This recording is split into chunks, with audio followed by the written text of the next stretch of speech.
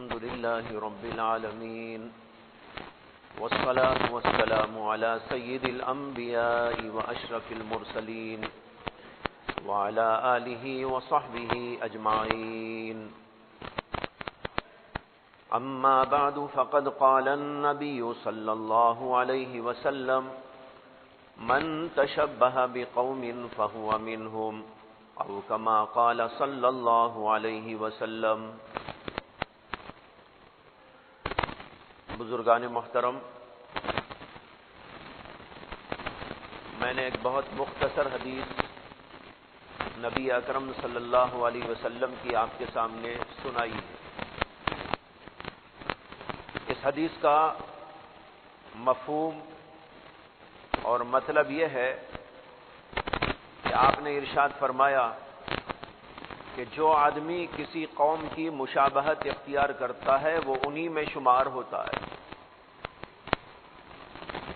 اللہ تعالیٰ نے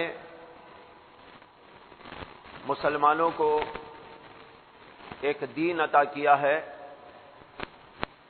اور ان کو کچھ ان کے لوازمات اور تشخصات بھی عطا کیے. جو آدمی مکمل دین پر قائم ہوتا ہے تو اپنے تشخصات کے ساتھ زندگی کرتا ہے، اپنے امتیازات کے ساتھ میں زندگی کرتا ہے. عبادت ہو تو اس کا بھی ایک امتیاز ہے، اس کی معاشرت ہے تو اس میں بھی اس کا ایک امتیاز ہے، اخلاق اور کردار ہے تو اس کے اندر بھی اس کا ایک امتیاز ہے. وہ معاملہ کرتا ہے، تجارت کرتا ہے تو اس کے اپنے اصول ہیں، اپنے ضوابط ہیں، اپنے قواعد ہیں. یہاں تک کہ وہ سیاست کرتا ہے تو سیاست بھی اس کے اصولوں کے مطابق ہوتی ہے. تو دین اسلام ایک مکمل دین ہے اور اس مکمل دین پر چلنے والوں کے اپنے امتیازات ہیں، تشخصات ہیں، خصوصیات ہیں. اس کے مطابق زندگی کرنے کا ہم کو حکم دیا گیا ہے. اگر ہم اس کو چھوڑ کر کبھی کسی اور کی تہذیب کو اختیار کر لیں، کبھی کسی اور کے تشخصات کو اختیار کر لیں، کسی اور قوم اور مذہب کے لوگوں کے امتیازات کو اپنا لیں، تو پھر ہمارا اپنا کیا تشخص، اپنا کیا امتیاز، اپنی کیا خصوصیت باقی رہے گی؟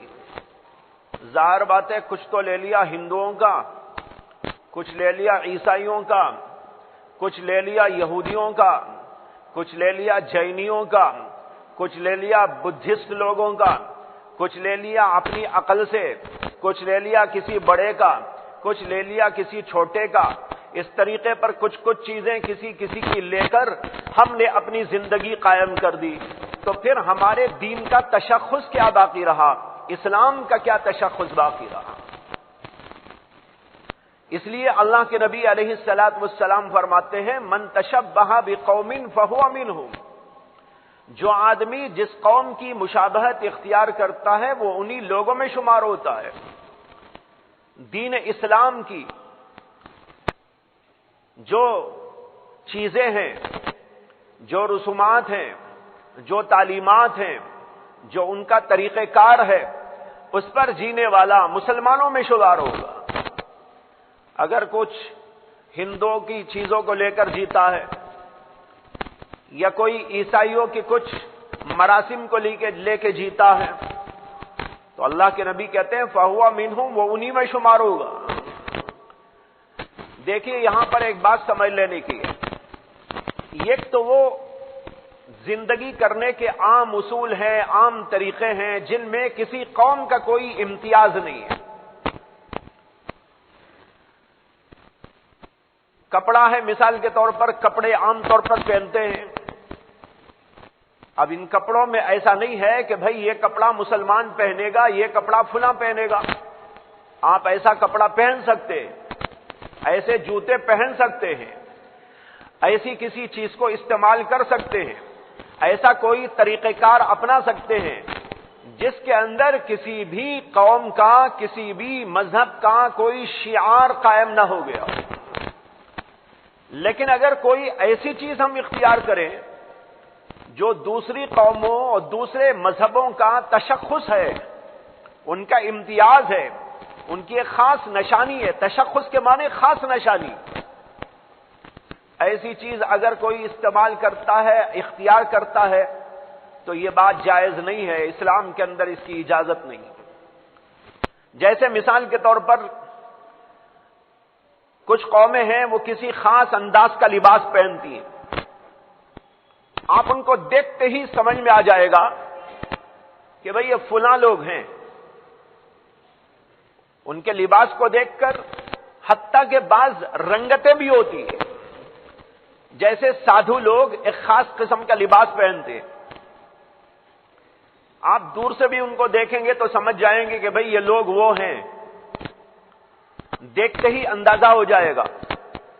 ایسی رنگت کا استعمال کرنا بھی جائز نہیں ہے۔ خاص قسم کے کپڑے جو مخصوص قسم کے لوگ اپنا شعار بنا کر استعمال کرتے ہیں، وہ ہمیں استعمال کرنے کی اجازت نہیں ہے۔ اسی طرح کچھ رسم و رواج اور کچھ خاص قسم کے طریقہ کار ہوتے ہیں جو غیر قوموں کے اندر چلتے، غیر قوموں کا شعار مانے جاتے ہیں۔ اگر ہم ان رسومات کو اور ان طریقہ کار کو اختیار کریں، یہ بھی اسلام کے اندر جائز نہیں ہوگا۔ اسی کو اللہ کے نبی نے کہا فمن من تشبہ بقوم فہو منہم۔ مثال کے طور پر ایک رسم کا ذکر کرتا ہوں، برتھ ڈے منانا۔ بہت سارے لوگ برتھ ڈے مناتے ہیں۔ برتھ ڈے منانے کا یہ رواج مسلمانوں میں نہیں ہے، مسلمانوں کا رواج نہیں، یہ آیا ہے انگریزوں سے، عیسائی قوموں سے، پھر عیسائی قوموں سے دوسری قوموں کے اندر منتقل ہو گیا۔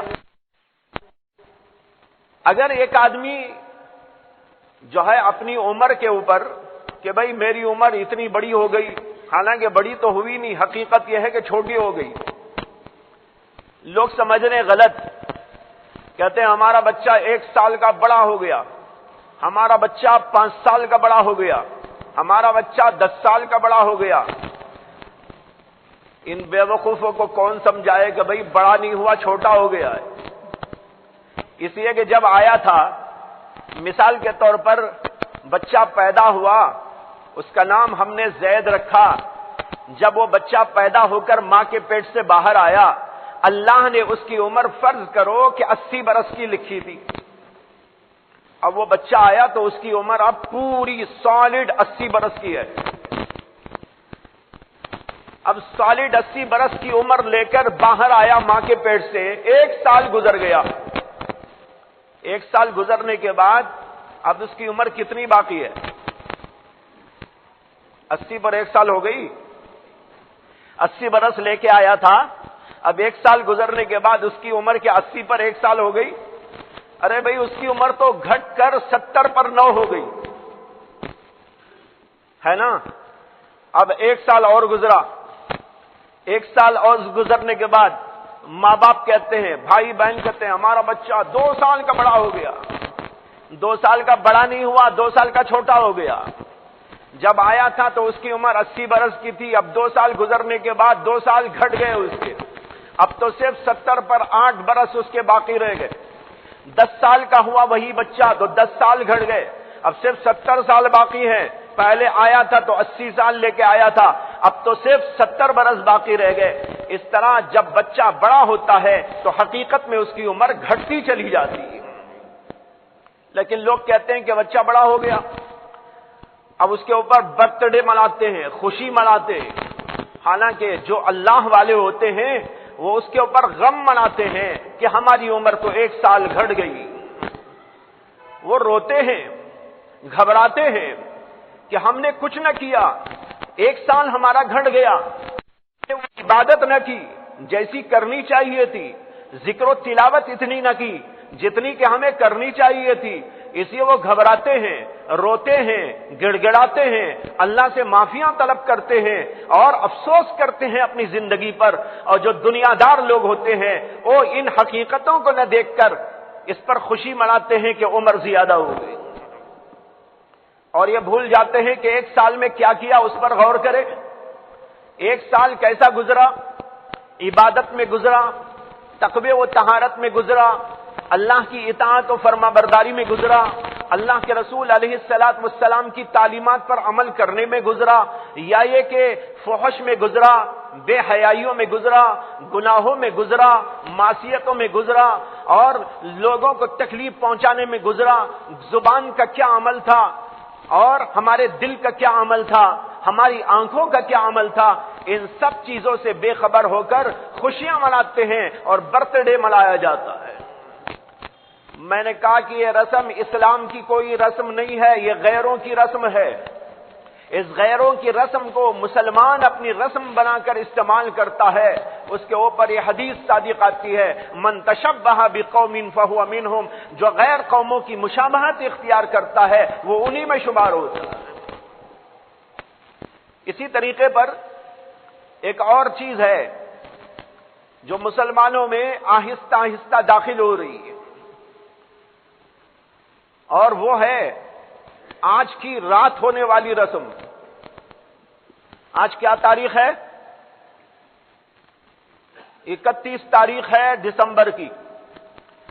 جب رات کے 12 بجیں گے جنوری کی 1 تاریخ آئے گی، اور جنوری کی 1 تاریخ کو وہ لوگ جو یہ کہتے ہیں کہ ہمارا سال کا آغاز ہوتا ہے، وہ لوگ اس میں تماشے کرتے، عجیب قسم کی رسمیں مناتے اور خوشیاں مناتے، اور خوشی منا لیتے تو بھی کوئی بات نہ تھی، اس سے آگے پتہ نہیں کیا کیا کرتے، گندی حرکتیں کرتے ہیں، زناکاری کے اڈے چلتے، برائی میں فحش میں آگے بڑھتے چلے جاتے، اور معلوم نہیں کیا کیا شراب پی پی کر اپنی خوشی کا اظہار کرتے ہیں۔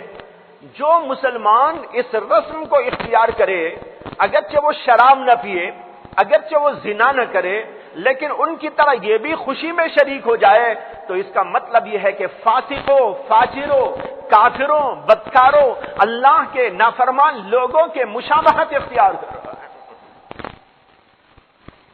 کیا ہم نے اپنے جو ہے بڑوں اور بزرگوں کی مشابہت اختیار کی ہے؟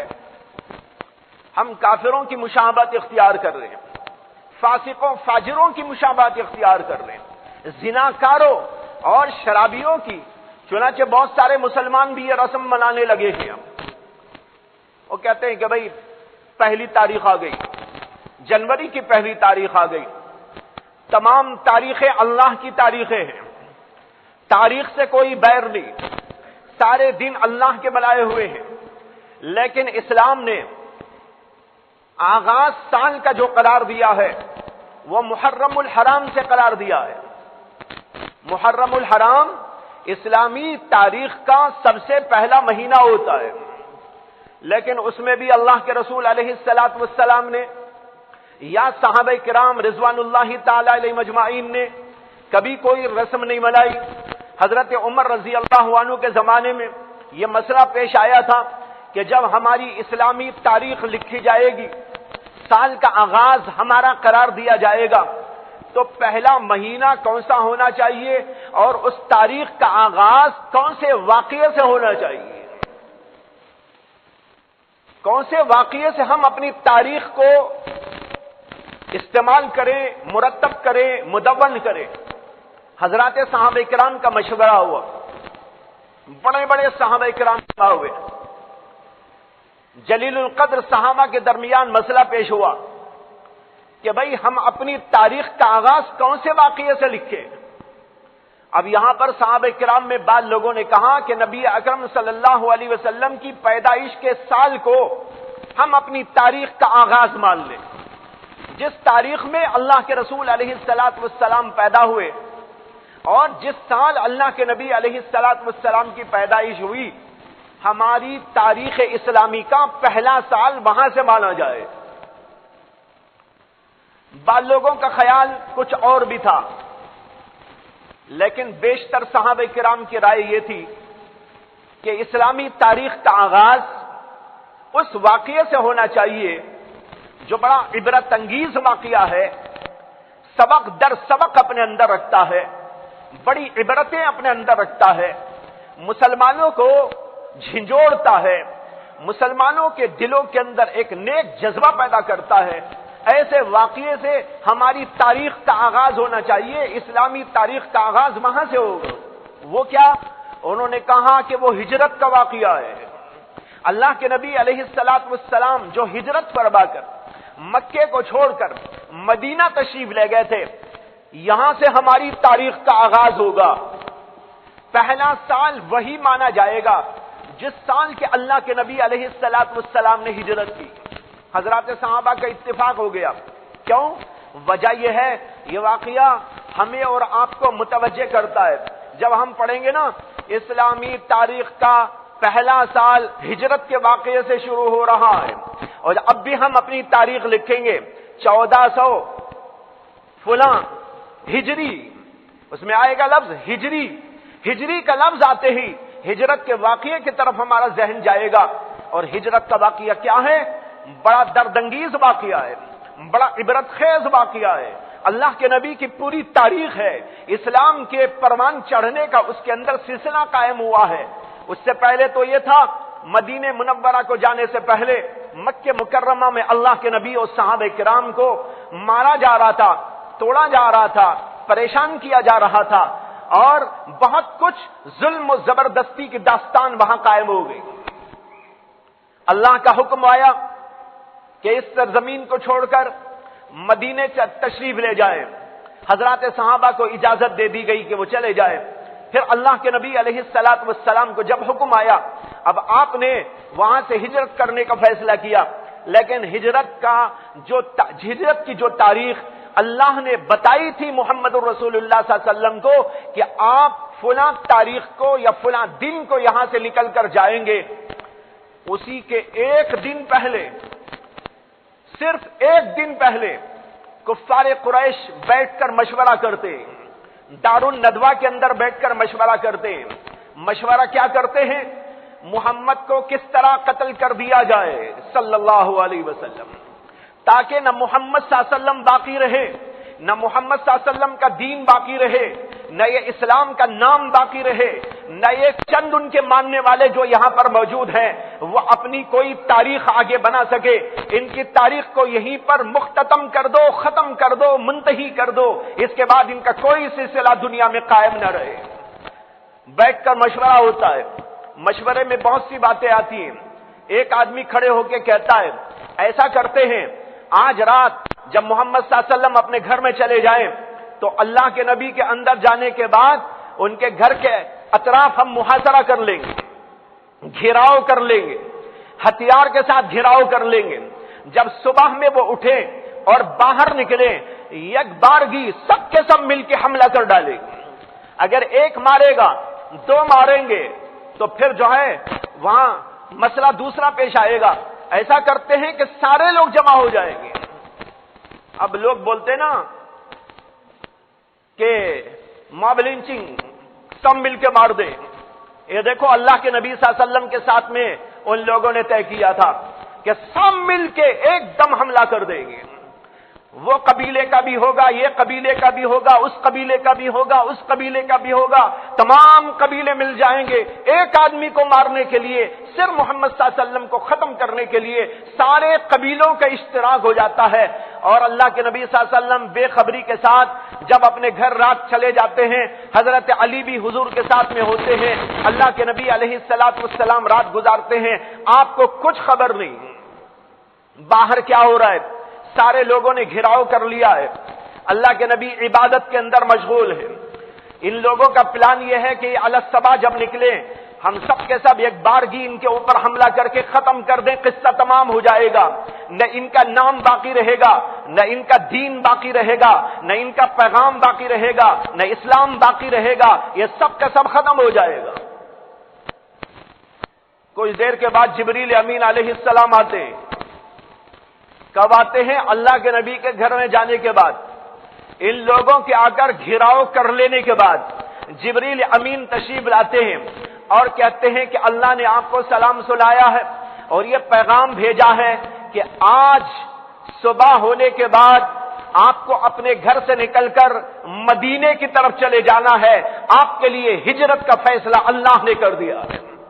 لیکن اے نبی علیہ السلام، یہ لوگ آپ کا گھیراؤ کر چکے ہیں، جب آپ یہاں سے نکلیں گے یہ آپ کو مارنے پہ تلے ہوں گے، جب یہ آپ نکلیں باہر تو اپنی مٹھی میں ایک مٹی کی مٹھی بھرے اور ان کی طرف یوں کہہ کے پھینک دے، شاہت الوجوہ شاہت الوجوہ شاہت الوجوہ، یہ مٹی ان کے جو ہے آنکھوں میں پڑ جائے گی اور وہ سب کے سب کچھ دیر کے لیے اندھے ہو جائیں گے اور آپ انہی کے درمیان سے نکل کے چلے جائیں گے۔